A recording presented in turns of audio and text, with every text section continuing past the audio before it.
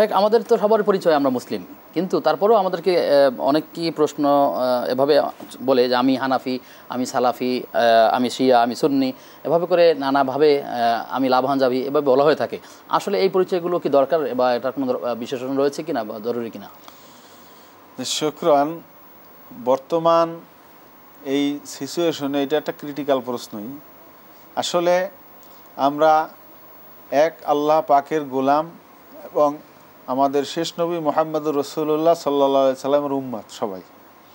এক্ষেত্রে এই মাযহাবি এই পরিচয়টাও কিন্তু আমাদের মুখ্য নয়।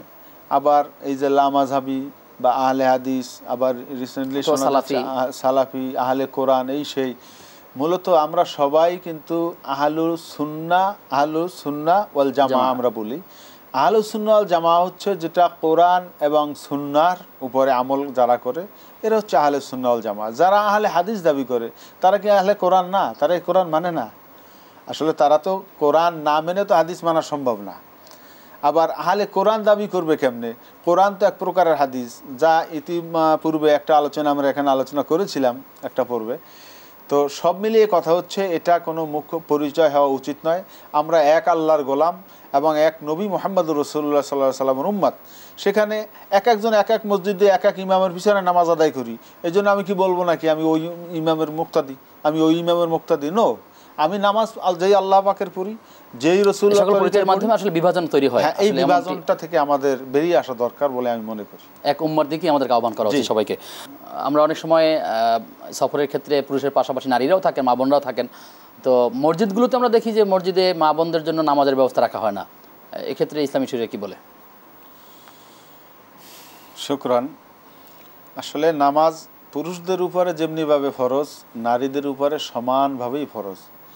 যদিও শুধুমাত্র মহিলাদের জন্য জামাতে যাওয়াটা বাধ্যতামূলক না, বাকি নামাজ ওয়াক্ত মতো পড়া এটা পুরুষের উপরে যেরকম ফরজ, নারীদের উপরেও ফরজ। তো এক্ষেত্রে আজকের আমাদের এই সমাজে এটা একটা সমস্যা বলে আমার কাছেও মনে হচ্ছে।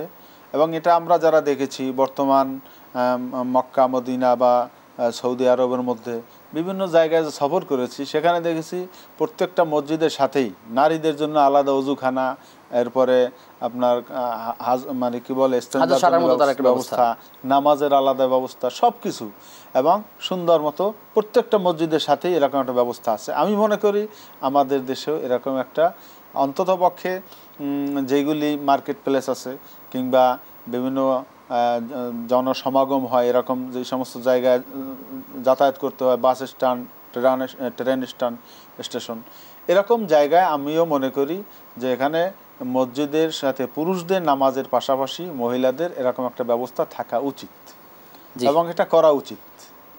তাহলে আমরা যারা এই আলোচনা শুনবেন পরবর্তীতে বা যারা শুনছেন সবার প্রতি আমাদের আহ্বান থাকবে, যারা মসজিদ নির্মাণ করেন বিশেষ করে বাই রোডে অথবা যেখানে মানুষের জনসমাগম আছে, যাতায়াতের পথে কোনো মসজিদ থাকলে অবশ্যই এটা আমাদের জন্য, মহিলাদের জন্য নামাজ এবং তাদের সার্বিক হাজত পূরণের জন্য ব্যবস্থা করা হয়ে থাকে। আমরা আহ্বান থাকবে এবং যথাযথ কর্তৃপক্ষ যারা আছেন তারাও যখন কোনো মসজিদ নির্মাণ করবেন তাদের কাছে আমাদের এই আহ্বানটাই থাকবে, বিশেষ করে বাজার এবং স্টেশনগুলোতে যেন এই বিধানটি ফলো করা হয়, নামাজ আদায় করতে পারেন, তাদের নামাজ যেন কাজা করতে না হয়। এবং এছাড়া যত মার্কেটগুলো আছে, মার্কেটেও এই দিনকালে নামাজের ব্যবস্থা রয়েছে। তারপরেও যদি নতুন করে হচ্ছে তাদেরকেও ব্যবস্থা আমরা অনুরোধ করব যে যাতে করে নারীদের জন্য নামাজের ব্যবস্থা। এখন বিশেষ করে ঢাকায় প্রত্যেকটা মসজিদে এরকম ব্যবস্থা থাকা দরকার, কারণ এখন ঢাকাতে অ্যাভেলেবেল মানুষ চলাফেরা আছে, সেখানে পুরুষদের সাথে নারীরাও চলাফেরা করে, পুরুষদের মতো নারীদেরও নামাজের প্রয়োজন হয়। অতএব এরকম একটা ব্যবস্থার সংক্ষিপ্ত পরিসরে হলেও থাকা দরকার। জি।